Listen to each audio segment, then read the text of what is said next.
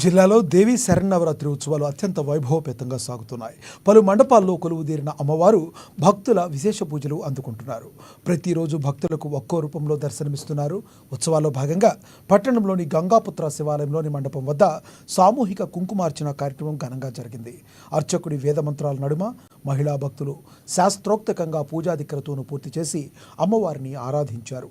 చల్లగా చూడాలంటూ భక్తి శ్రద్ధల నడుమ ఆ దేవిని వేడుకున్నారు. నామసాములు మరి ప్రతి ఒక్కరు మీ యొక్క గోత్రం మనసులో స్మరించుకోండి.